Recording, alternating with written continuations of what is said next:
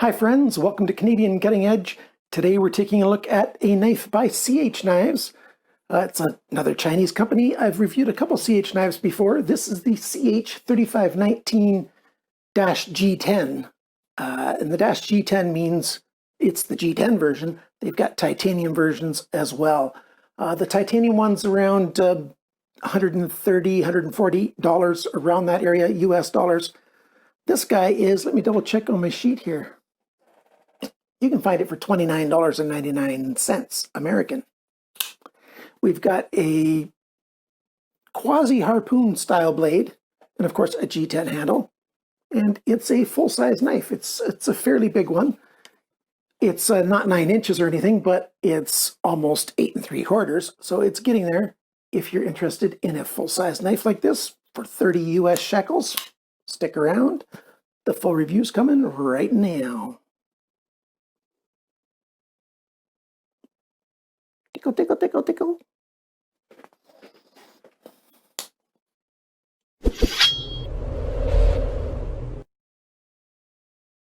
I've got my dog Bandit in the basement with me, so you might hear some pitter-patter of his feet, since we've got hard floors here and his paws have the nails tend to go clickety-clickety-clack. Anyhow, the knife. One of the first things we like to do is do a size comparison with the Ontario Rat 1. And let's take a look-see. If we line up the pivot pins, I like to line them up like this. Very much the same size. It's longer, the blade comes out further, the handle comes out further. Let's take a look at what we got here. We've got a blade shape that I'm calling it a modified harpoon. It's a specialized harpoon meets clip point kind of blade shape. In a way, with a high saber grind, which is a flat grind that comes very high, close to the spine.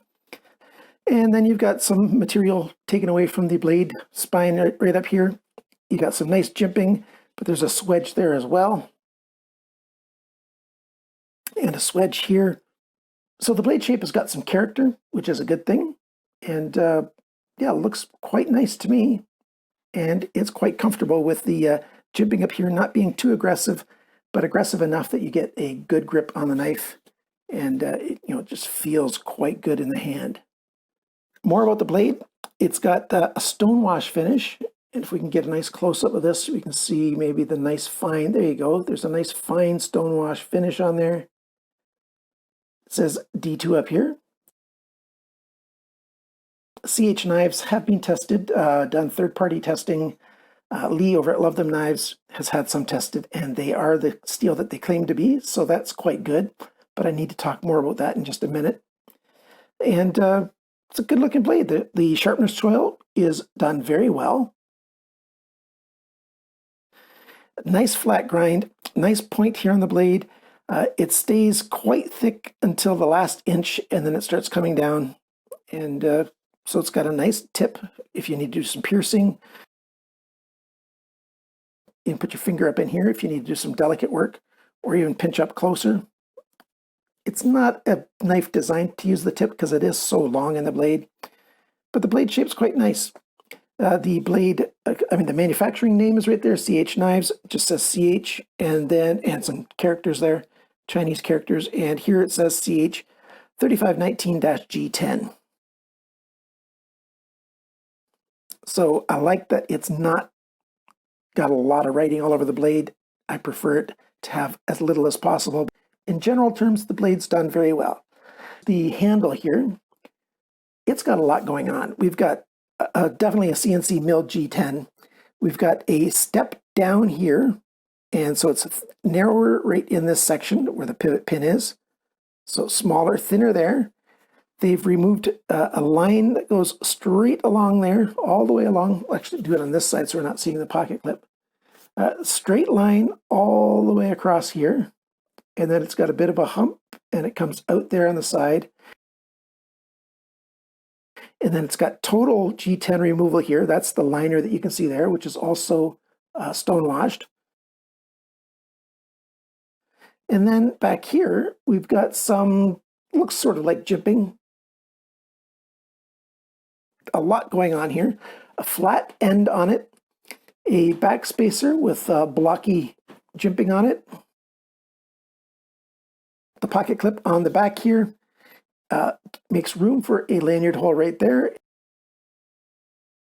And then your two screws here. It sits fairly deep in the pocket. The pocket clip is totally functional. It's got one of these flat tops on it so that it doesn't get hot in the hand, and it's easy for the denim to get behind there. So see that? It wants to climb over that edge right away, and it goes in. You've got a little bit of the knife sticking out. Not an awful lot. And I do like it sometimes. I like it that there's some screws sticking out there. It gives you some texture to grab onto when you want to take the knife out of your pocket. So I don't mind that pocket clip at all. If you really like super deep carry pocket clips, well, then this knife might not be the one for you. We've got pivot screws, have a very common CH design on them. So you've got that five-sided shape and then three lines coming out.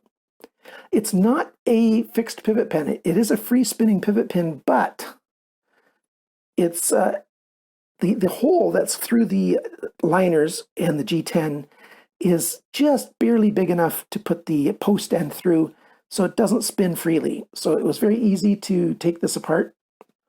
It was very easy to take the knife apart and put back together again. So that's not a problem. T8 here, T6 for the rest of the screws. And the screws are decent quality. I didn't come close to stripping any of them or damaging them, so that's a good thing. And we've got a flipper right here. The flipper's got a little bit of jimping on the front right there. So you need a light switch method to open this knife because it doesn't want to, if you're pushing down even on an angle, it just isn't going to go. And that's because the detent is fairly strong on this. It might be a little bit too strong. I've done a video on how to remedy that. It's not that hard at all to remedy a detent that's too strong. So that's not a big problem. And you can see how it sucked it in there. It doesn't make a lot of noise, but it stays in there. It's not going to open unless you want it to. It doesn't open with that sudden shake and stop.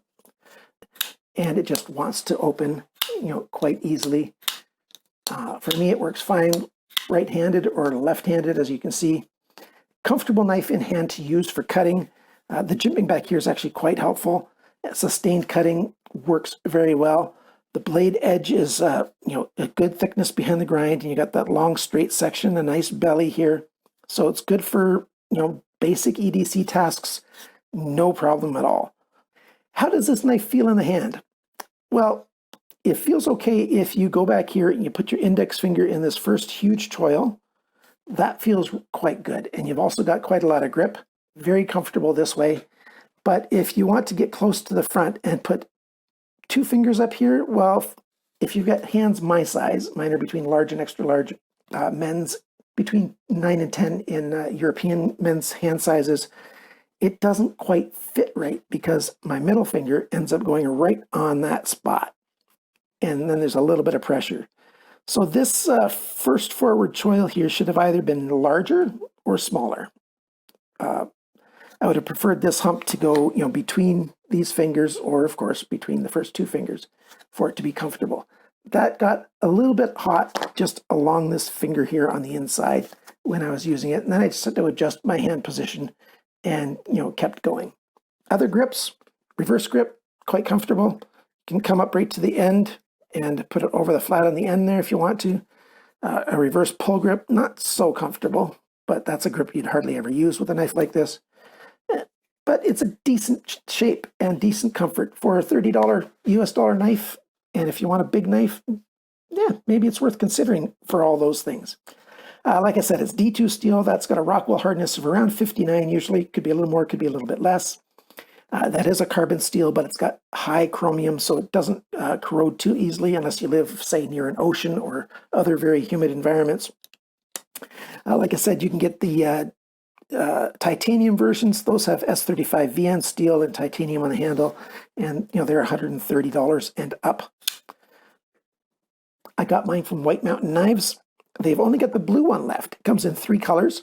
This black G10, you can get it in a bright blue G10 with an orange backspacer, or you can get it with orange G10 with an orange backspacer as well. So those are the three colors that I've seen it in, and White Mountain Knives only has the blue in stock right now, but you can go to their site, click on the tab that says notify me, give them your email address, and they'll email you when they've got more in stock. Or you can use some of the other links that I've got down below for places closer to home, or AliExpress to ship to most countries. I didn't talk about the lockup or anything. Lockup is exactly, well, not exactly where I like a new knife to be. It's actually a tiny bit early, but it's still fully engaged. It never came loose on me. There's no blade play side to side, up and down. Lockup is very secure. Blade centering when it's closed is just a slight bit off to this side. It doesn't come close to touching the liners, so to me, that's no big deal on a $30 knife. But for those of you who are very picky about those things, which is totally legit because you're spending your money, right? Yours might be a little bit off, might be straight, I don't know. The balance point on this knife is right there. Not a bad spot, quite close to right where your index finger goes. And I didn't talk about this before. There's a nice chamfer here on the liner to unlock the knife. Very easy. Nothing gets caught in there. Doesn't get hot. Doesn't hurt. The dimensions measurements are all on the screen. While this is on the screen, that's what I'll be talking about. So when this comes off the screen, that means I'm done talking about the measurements. 123 grams, 4.35 ounces. Not bad for a knife that's 8 3/4 inches long. Well, almost 8 3/4 inches. I'll tell you that in just a second. The factory sharpness of this edge was 160 BESS when it was brand new. Of course, I've made it quite a bit duller since from doing all my testing. The blade length and the cutting edge length are, I'm going to call them identical, 9.82 centimeters, 3.87 inches. Nice big long blade. The blade thickness, 3.98 millimeters. That's 0.1565 of an inch, so well over an eighth of an inch thick. The blade depth, and I usually measure an inch up from the sharpness choil, so where my fingernail is, yeah, that's less right there. 2.49 centimeters, 0.981 of an inch. The thickness of the edge behind the grind at that same 1 inch spot, 0.53 of a millimeter, that's 21 thousandths of an inch. For D2 steel, that's pretty close to optimal. You don't want it much thinner, and certainly you don't want it thicker because that makes cutting a little more difficult. The grind angles, they're a little steeper than I'd like. 24.6 degrees, 25.5 degrees. Over here, after this belly, it's more like 22.5 degrees. So yeah, it varies a little bit along the blade, but on this main section, I'd like it to be closer to 20 degrees per side. That would make it cut even better. As it is, it's a fairly good cutting performer, but I'm sure after I've sharpened it for the first time, it's going to be a whole lot better. Now for the handle length is 12.4 centimeters, 4.88 inches. The grip area, it's about 10.5 centimeters, about 4.2 inches. It all depends on how you grip it. That's why I do approximates on the grip area. The handle thickness, not counting the pocket clip, is 1.33 centimeters. That's 0.522 of an inch. So a little over half an inch isn't bad at all, especially since it's not that big this way. 2.47 centimeters, which is 0.973 of an inch. When the knife is closed, the widest spot is right about here, 3.39 centimeters, 1.333 of an inch. Total length of this knife when the blade is deployed from tip to the very end, 22.14 centimeters, 8.72 inches. So 8 3/4 for a knife that's, 4.35 ounces, not bad at all. How much does this knife cost? Well, I've already mentioned. Amazon's got it for $29.99, but on Amazon's site, it says it's F&Grow CH3519. And why is that an issue? Well, F&Grow knives have also been tested, and they're not what they claim to be. They're usually 8CR13 MOV when they claim to be D2. I don't know. Is F&Grow and CH, are they the same company with two different lines of knives? And on one line, they don't mind lying, but on CH knives, they tell the truth. I don't know. Maybe it's just a vendor that sells F and Grow knives, and he's just sort of named his stuff F and Grow. I really don't know, but I've had good luck with CH knives. They perform really well. And I really don't mind 8CR13 MOV anyways, especially on a $30 knife. But if it says D2, it should be D2, and CH knives have been called D2. I just don't know about what's going on that Amazon store. If you buy it from White Mountain Knives, it's $39.99, but you can save 10% at White Mountain Knives. AliExpress, they've got it for, the same mid-20s, mid-30s price. In Canadian dollars, it's $47.70. In euros, it's 30.63 euros. In British pounds, 28.19 British pounds as of September 25th, 2020. If you use the Amazon links, if you use the AliExpress links, and if you use the coupon code at White Mountain Knives, all of those things help this channel out, and I thank you so much for that. So, summary. What do I think of this knife? I like it quite a lot. It, feels good in hand. It's not heavy. It's got a good edge on it. It's not that hard to sharpen D2, contrary to the opinion of a lot of videos out there. I just don't find a problem sharpening D2, and I've sharpened hundreds and hundreds, I should probably say thousands of knives in my lifetime. It's a good steel. Quite durable. This tip is not designed for prying with, just like every other knife out there. And if you treat it with a little bit of respect, I think it's going to last for quite a while for you. The skeletonizing on the inside, here, I'll show you a picture of the inside of the knife.